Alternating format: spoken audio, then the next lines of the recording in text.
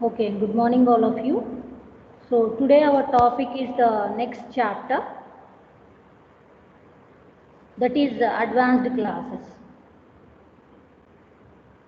So in the previous class we were learning about class diagrams. So anyone can you say what is a class diagram and what are the things we learnt in that?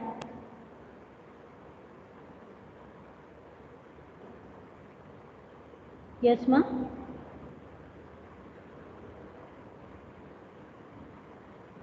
Hello? In class diagram, we have attributes and operations, ma'am. No, just tell me not the details of it. I'm just asking some definitions. What you understand by a class diagram. First of all, what is a diagram? Graphical Di- representation. yeah, diagram is a graphical representation, but definition wise, what you have to say, it's a connected graph with vertices and edges. Okay. And what are the vertices in Things. class? Vertices for class diagram, I am not asking in general. Our vertices are nothing but classes here, since we are talking about class diagrams. Okay, vertices are classes and the edges are relationships. Okay, so that's how you can define a class diagram. So once you have defined the class diagram, so tell me the details of it, how we have done. So for any given scenario, how we do the class diagrams? First you need to identify the classes. After identifying, you have to give the name, attributes and operations. So likewise for all the classes identified, we have to mention. And after that, we give the relationships. And after that, all the add-on. Okay, for attributes, what add-ons you can give? So access specifiers we can give, or the attribute type, initial values, and for operation signatures. Okay, what parameter those methods take and what it returns. So all those things comes under signature. Okay, and after that, for relationships also, if we have any other add-ons like name, role, multiplicities, directions, and for association if it is aggregation. So that's how we have framed the class diagram. Okay, so this is the abstract thing what we have learned in the previous class. So for today, so the next one is about advanced classes. See, already we have learned what is a class. Okay, we learned what is a we have learned what is class diagram, and today we are going to study about advanced classes. Okay, so what is a class? What's the definition we learned from class?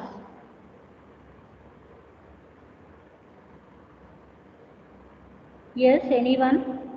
Simple definition in your own words. Hello, is it audible? Yes, ma'am. Yes, ma'am. Yeah, please answer. No, then Class is a set of objects. yes, and those objects will have same attributes and operations. So that is what a class. Moving on to advanced classes. So something more in detail we are going to study the advances of classes, that we call it as classifier. Okay. So our topic mostly will be based on the classifier here. So what do you mean by a classifier here means? So anything which have structural and behavioral features, anything which have structural and behavioral features is called a classifier. Okay, and there are 7 types of classifiers under advanced classes. So those things are listed here: classes, interfaces, data types, signals, components, nodes, use cases and subsystems. So let's see these 7 classifiers which are listed out. So this is what I was telling you. Okay. So each one in detail. So the advanced class. So some graphical representation for advanced class is given here. So let's see this example, and then we move on to terms and concepts where we'll be learning about all the 7 classifiers there. Okay. So before that, let's see this one. So advanced classes. So here is a class, frame class. Okay, and that is the name we have given. And class also, whether it is abstract class or concrete class or template class. So type of class also you can specify in advanced classes. And here, if you have seen, so in class diagrams only we have seen we can give the attributes, but also with the scope resolution, where exactly what's the scope of it. Okay, and their types, the data types can be specified. Okay, and then moving on to operations, already I was telling you about just now, signatures and the access specifiers of those methods also you can specify. So the access specifiers can be any among these 3, public, private and protected. Okay, so advanced class can be given in this way, giving all the details of a particular class with the complete details for attributes, operations, and for name also, and whether that is abstract class, concrete class and all. So by giving the complete details of a particular class in depth, so we call it as a advanced class. Okay, so today's chapter, advanced classes, it's divided into 2 parts. Okay, as every chapter divided into 2 parts. So here this chapter also, advanced classes, is divided into 2.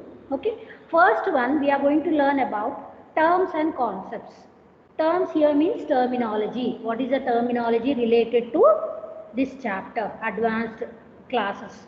Okay, so the first terminology, so before I start with this, I was telling you about classifier. What is a classifier? Anyone? Just now I have told you. Classifier, anything which have or describes structural and behavioral features. Okay, so such thing is called as a classifier. And classifiers include, so you can just make a list of them. So classifiers are 7 classifiers are there. Okay, and they include, so these are the things which are listed, so already I have read them. So let's see each one in detail.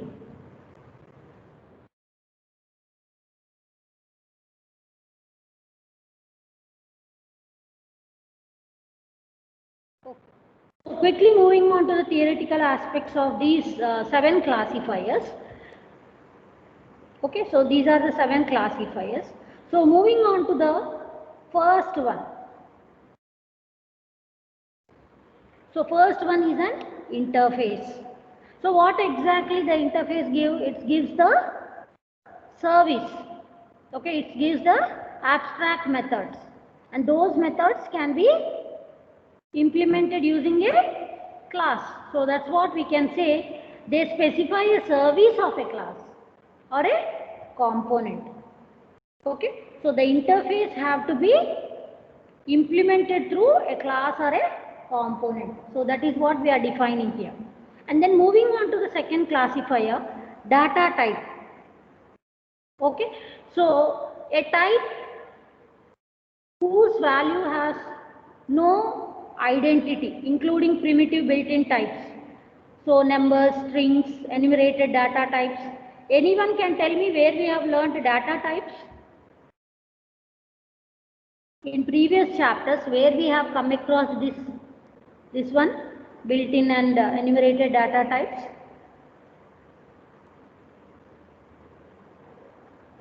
In one common modeling technique, where how we were representing data type, just like a class, by giving the stereotype as int, and within the flower braces as a tagged value, we were giving the range of it. And for enumerated data types, Also we have given as a class with stereotype. Okay, so the same thing is repeated here. So moving on to the next one, next classifier, third one, signal. So a signal can be synchronous and or asynchronous. What do you mean by synchronous or asynchronous? Anyone?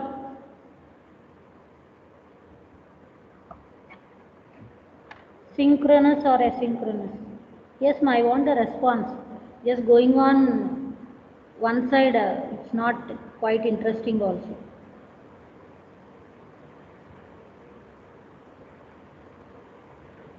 Yes, networking papers you have studied, right? This is basic synchronous and asynchronous. Hello? Yes, ma, don't be silent. I want one of you to answer. We don't know the answer, ma'am.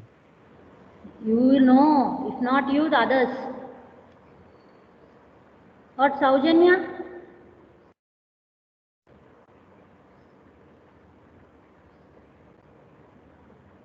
See, coordinated. Say suppose in mobiles when you are chatting. So if both are online, then only you can do chatting, right? That is synchronization. Synchronization of the devices there. Asynchronous means need not be coordinated. Say if you are sending a mail, you don't check whether the other person is online or not. You just send it. So it will be there. That is asynchronous example. Synchronous means coordination is needed. Okay, remember, don't forget the basics. Okay, here the signal. So when we are learning about the signal classifier, the specification of asynchronous stimulus communicated between instances. Just like sending emails to your friends or any other official emails. Okay, so maybe they may check at the time you have sent or maybe later also. Need not be synchronized. So that's why we call signal as asynchronous. Okay, and the next one, component. I hope you know component. Many times I told. A component is, just remember, a pen drive. It's a physical replaceable part having logical things in it. Physical replaceable part having logical things in it.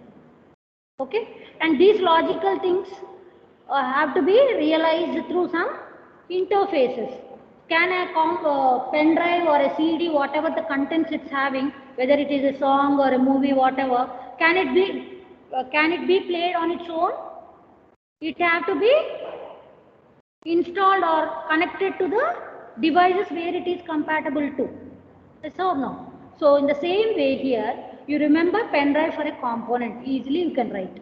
Okay, it's a physical replaceable part of a system that conforms to and provides the realization of set of interfaces. Okay, and then moving on to node, last one under structural things, node. They are just like servers. Okay, and this is also physical replaceable part which we use at runtime. Okay, so a physical element that exists at runtime and that represent a computational resource, generally having at least some memory and often processing capability. Okay, so that's what I was telling you. A node can be said as a server. Server, can anyone tell me what is the difference between a server and a device? Can anyone tell me the difference between a server and a device? Hello? To the server, many people can connect, ma'am. Device only one. No. Here, when that what you said is correct only. Device individually we use, server many people can use parallel. Okay, but here the concept what I am asking here is about the memory and the processing capability. The server will have memory and more processing capability, whereas the devices it may be less. Okay, so these details we will be studying in upcoming chapters in detail. So for now you just remember this. Okay, and node, how it is represented? Cube. Cube, yes, good. And the next one, use case. How the use case is given? Graphical representation. Yes, quickly you should answer as soon as I ask. Solid ellipse. Solid ellipse. Please keep revising the basic building blocks daily at least once. Okay? As soon as you log in, the session won't start, no? So within that time, before the session starts, 1 or 2 minutes, if you get also, you just give one glance, it's done. Okay? So a use case is nothing but sequence of actions. So say suppose you want to do some activity, say some processing of a loan or order some product online, okay, in online shopping. So in order to do that, so there are some steps which have to be followed in a sequence order. Okay, that is what we call it as use case. Okay, and actor is the one who uses the system. Say suppose online products means, so there should be some person who is using that online system. So that user who is using that system is called as actor, and that system, all its actions should be performed in the sequence order. Okay, so it is something like first you book the order, okay, and pay the amount, then you get the item. Or if you say, just I open the site, you give me the product, if I will pay means, will it work? No. That's why remember sequence of actions in a order, in a particular sequence, the actions have to be carried out in order to do a particular process or a task within a system. Okay. So the next one, subsystems. So subsystems, it's a part of the system. It's a part of the system and which is there for a specific purpose, having its behavior. Okay. So let's see each one, their graphical representations. Maybe some of them we know, already we know what is a node, we know what is a component, we know what is a use case, what is a package. But here, for a subsystem also we are using the package representation. But see that it's given as a stereotype, subsystem stereotype. Okay, and the signal is also just like a class. Okay, data type, the same thing what I told you earlier, the same example, whatever I was saying you, the same thing is given here.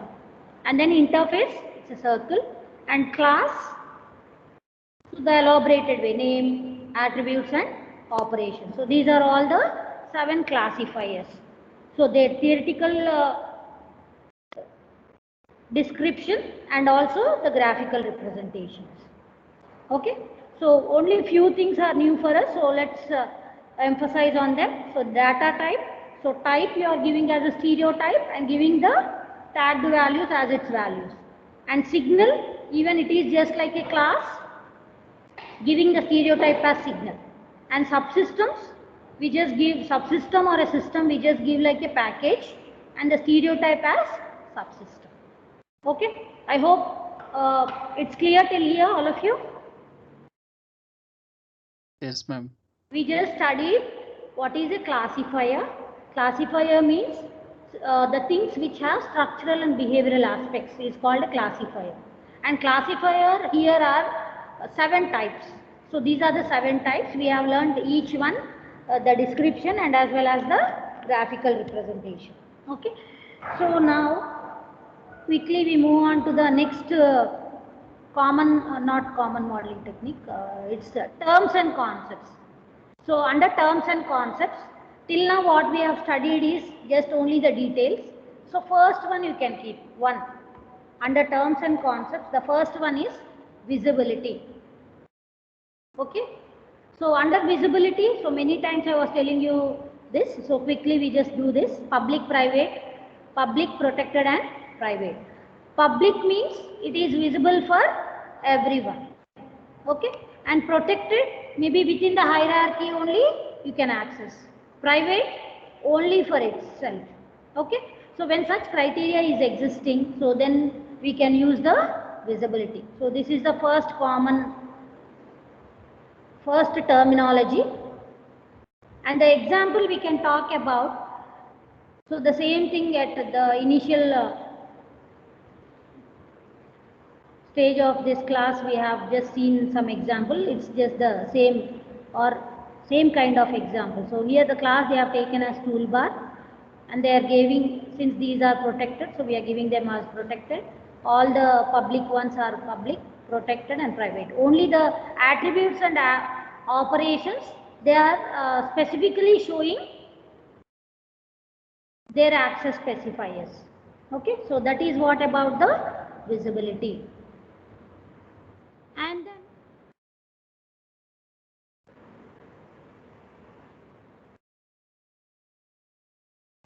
the second one under terminology is scope. What is the scope? When we say local scope or global scope, what do you mean by that? Local means within the function. Global means outside the function also, what we are declaring, that we say it as global. Okay. So here in this context, so we are talking about two kinds of owner scope. Two kinds of owner scope, instance and classifier. So instance of a classifier holds its own value for the feature. So it's just like a object is instance of a class. Okay, and classifier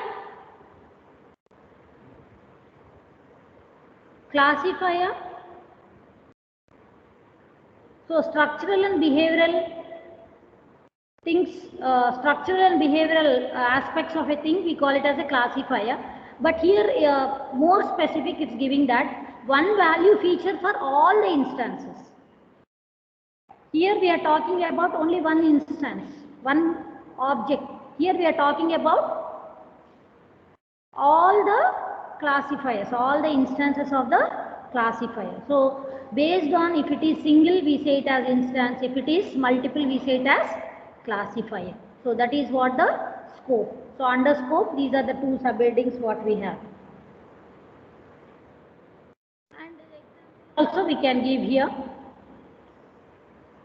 instance scope and class scope. So class scope we are giving as a data type, and instance means where exactly it can exist, which can be within the frame head only for the frame class. So where this attribute will exist within the frame only. Okay. And moving on to the next one, third terminology under today's concepts. So abstract, root, leaf and polymorphic elements. I hope you know this terminology, but quickly we just see each one. So what do you mean by abstract?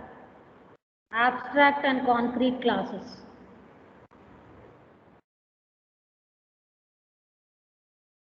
Yes, ma'am? Abstract is just only the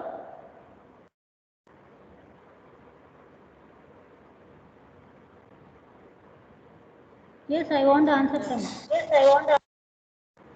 That's just a hiding background. Okay, only the function name and all will be there. No definition will be there in that. Yes or no? That is the abstract class. Whereas concrete, full function definition is given there. Okay. So always the parent. If you see this example, so this is the hierarchy. It's given as the inheritance. So base class or parent class. Their methods are abstract classes. But whereas its subclasses or child classes are the concrete ones. Okay, so you can just make a note of it. So base class or the parent class, you have the abstract classes, whereas the subclasses or the child classes, you are going to have concrete. Concrete means full function definition you are going to give and implement it. Say suppose in both the ways, if it is existing, parent it's a concrete, and in subclasses also if it is concrete, what will happen in inheritance? Child classes will be overriding the parents class methods.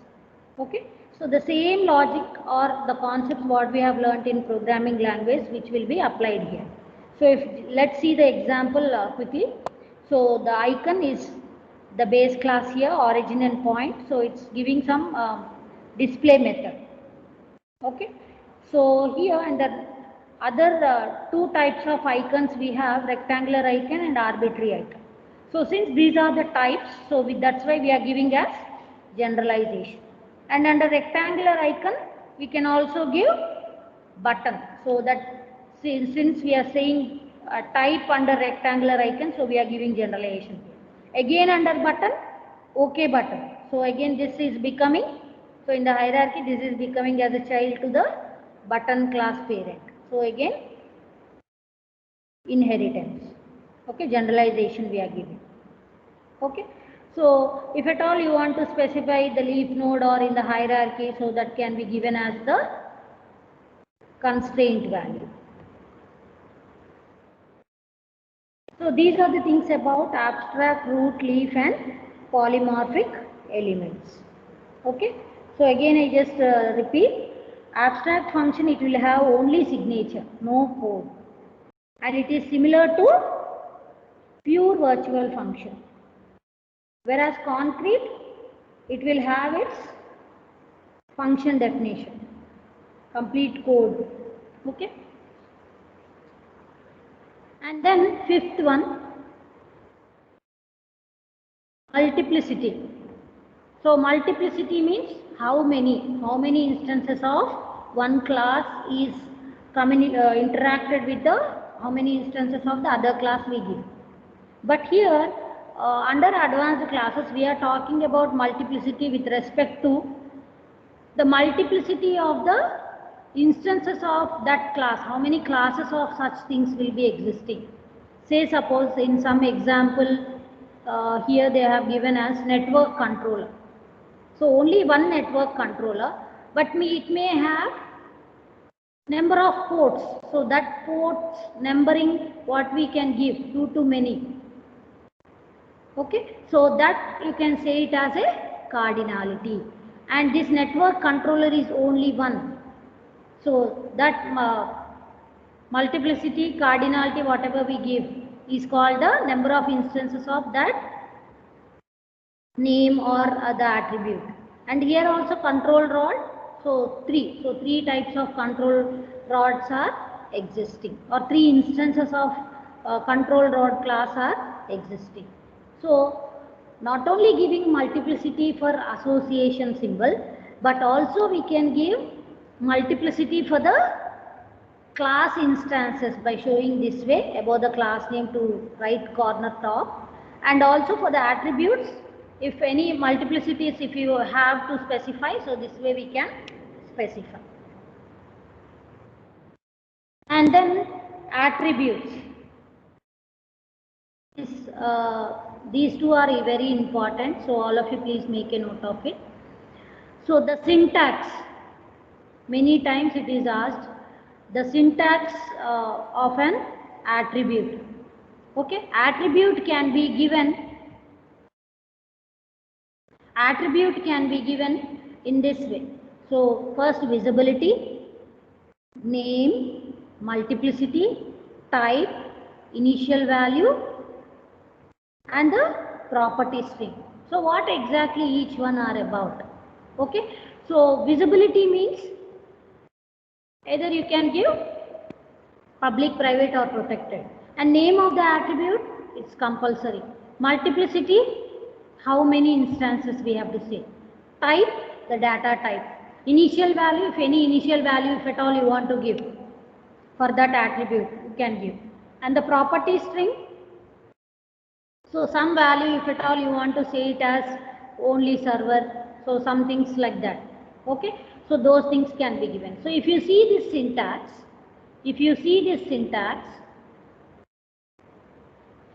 here there are some things which are in brackets. What do you mean by brackets here in the syntaxes? They are optional. Okay, so other than square brackets, what is there? Name only. So it's compulsory that at least you give the name for an attribute. Okay. But all the other things based on your requirements, you can specify the other options here. Okay, so let's see some example here. So I have an origin attribute. Okay, I'm just giving only name. So if I give plus origin means we are specifying visibility and name. If I give origin colon point, so we are giving name and type. Okay, and this one head colon item means we are giving the data type only. Okay, what type? And here name 0 to 1 string. So what do you mean by this? So we are giving the attribute name, and also this is nothing but the multiplicity, and string is nothing but the type what we are specifying. Okay, origin, point, and these are the initial values. So initial values, assigning values. Okay, and then id colon integer frozen. So is this property string frozen. So name and property is given. Okay, so here this property, whatever we are saying it as the string property, whatever we are seeing, again these are divided into three properties.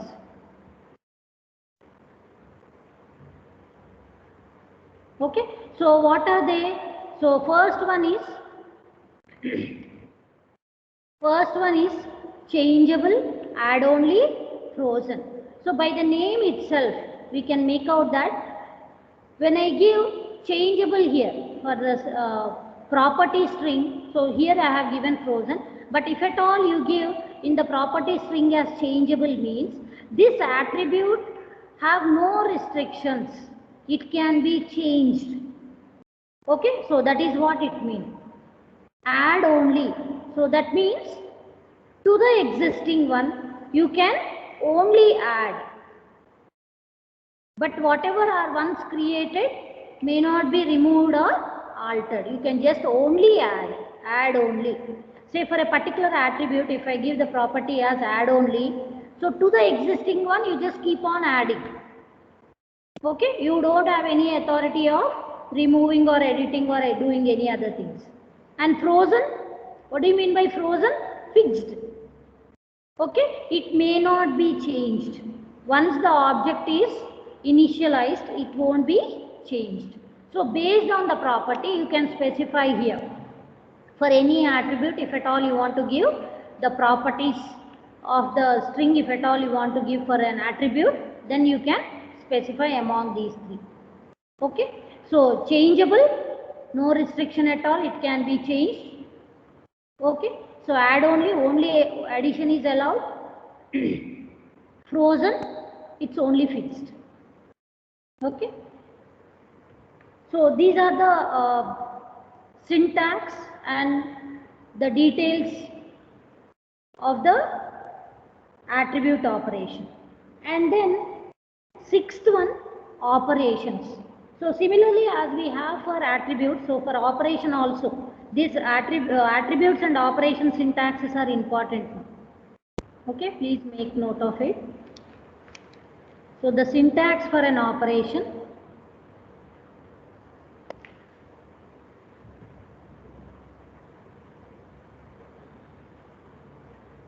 So the syntax can be given as visibility and name of the operation and the parameters list, return type and property string. Okay, so the same way what I told you for attributes, so the same rules things will be applied here. All the square brackets are the ones which are optional. Other than square brackets, only name is there. So it's mandatory that at least you give name. Okay, so let's see the example here. There is a display operation and here we are giving only name. And if you give the visibility and the operation name, so then plus the display. Okay, and then name and parameters. Name and parameters list we are specifying from where to where. Okay, so what are all the parameters list it's taking? So that is what the parameters. And then return type, what this getID method is going to return. Okay, so when you want to specify that return type, it should be colon and the type. And then restart is a method, and within the brackets we are giving property string. Property string we are giving it as guarded. Okay, so let's see in detail about what is this guarded and property string.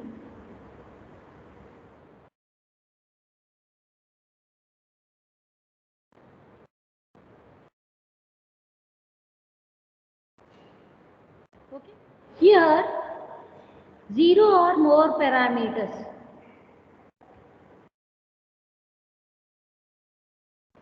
So for the signature we can give 0 or more parameters. So we can give direction name colon type is equal to some default value. Okay.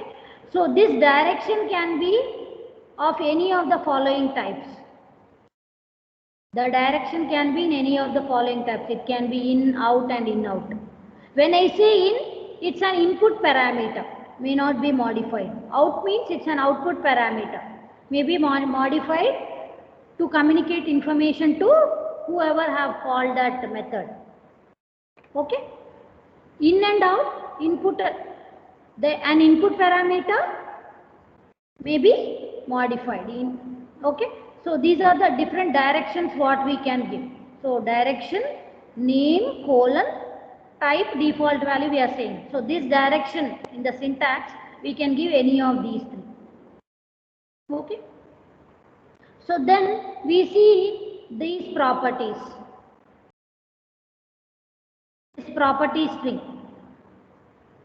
And these property string are defined into 4 properties. Okay. So first one we have isQuery. Okay. So isQuery means execution of operation leaves the state of the system unchanged. So it's not going to change any of the things here. Okay, it's just like a pure function. There won't be any side effects. And the next one we have sequential. One flow at a time. One flow at a time, and we cannot guarantee the integrity of them. Okay, in the sequential order, it's going to take in one flow, one after the other, but integrity we cannot guarantee. But whereas guarded, by seeing the name itself, guarded means based on some condition, it's going to guard.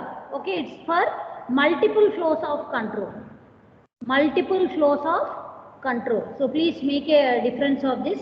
So here you have only one flow and cannot be guaranteed. Whereas here this we have multiple flow of control, and these things are guarded. Guarded means protected. Okay, so that's the difference between sequential and guarded. Concurrent, multiple flows of control. What exactly, how we do the parallel accessing many applications in a system. So that's how. So concurrent.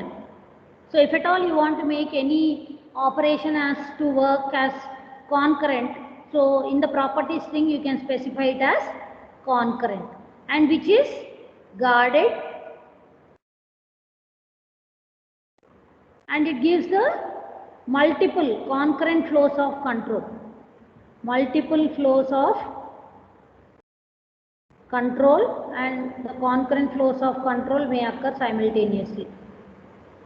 Okay, so these are the key points what I have just highlighted.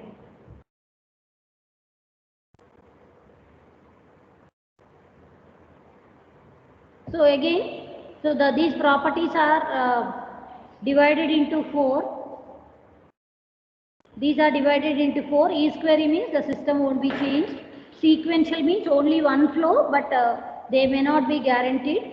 Guarded means though multiple flows of control, but we have some guard conditions to take up that, and concurrent means multiple flows of control which may occur simultaneously. So these are all the properties of the string property under operation syntax. So syntaxes with examples and their properties for attributes and operations is important. Please make a note of it. This complete chapter is important. Definitely you can expect 5 marks or 10 marks out of this. Okay, so moving on to the next one, template classes. What do you mean by template? Which is in generic. Okay, it can work for any data type. So when we write a template class, so that can be substituted by any type of data type. Okay, so that is what we call it as template. So, and this is the C++ code. You can just give one glance to this since you have already studied that one. And then our next concept is about standard elements. So some example graphical representation of these template classes are given. So the code whatever we have here, so from this what is the class, what are the methods, okay. So those things when we are representing graphically, so this is what we can represent, okay. So we have a class with name as map, and since it is a template class and all its attributes becomes the template parameters. So these template parameters of a template class are given like this, attached to a class by giving dotted lines to right corner of it. Okay, this is a class name, template class name, and template parameters. And whatever are the operations given there, so they can be listed with the access specifiers. And order map is one more class which is depending on this template class. And we have one more class, map. Okay, so this is implicitly given. Within this function it's given, so that is implicit binding. Outside this function, template class function, this is given, that's why it is called as explicit binding. Okay, so that's how for a particular code, whatever we have here, for that particular code we will be able to write the graphical representation. So template class we wrote, and whatever all the parameters we wrote as a template parameters. And public, since we are saying, we have specified the access specifier as plus in the graphical representation. Okay, and then since bind and isBind are the attributes, so we are specifying them as the attributes here. And these are within the function it's given, so implicit binding, and this is given outside this template class, outside of it it's given, so that's why order map. So if you can just see this one, okay, so it's given outside the class, so that's why it's an explicit. Okay, so that's how we give the template classes. And the next subheading, 8th one, under terminology, standard elements. So what are all the standard elements which are applicable for advanced classes is, there are 4 standard stereotypes that apply to classes. There are 4 standard stereotypes that apply to classes. First one, meta class. Meta itself means that whose objects are also classes itself. Maybe for a function we call that terminology as recursive, but here if one class objects are again classes means, then we call it as a meta class.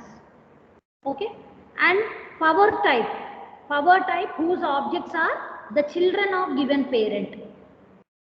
Okay, inheritance. So power type is the classifier whose objects are children under the given parent.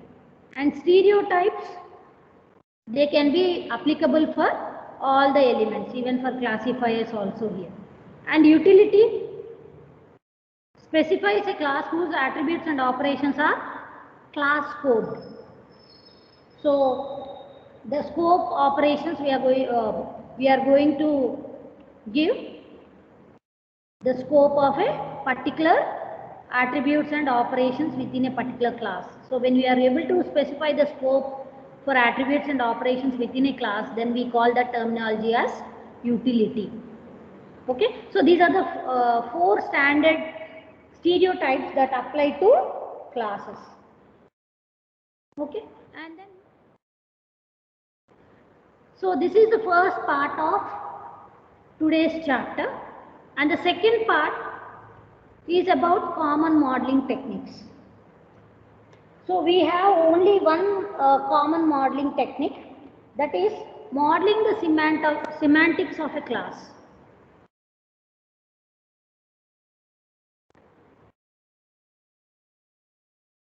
So modeling the semantics of a class here means, so how to model the semantics of a particular class. So in order to do that, first we need to specify the responsibilities of the classes.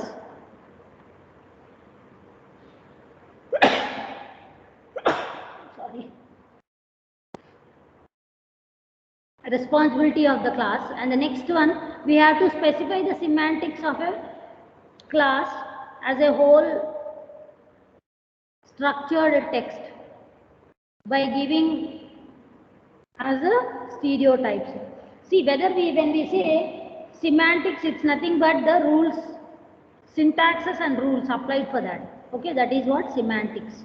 And we have to specify the body of each one, either it's based on whether it is a programming language or the text based. So whatever it is, we have to specify, and we have to give pre and post conditions.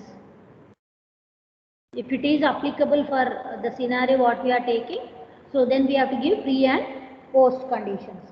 And then we have to specify the state machine. State machine of a particular class means, so if a class is having one instance, so then you are going to talk about the entire behavior of that object. Behavior that specifies a sequence of states that goes through its lifetime. So this is what I was going on repeating.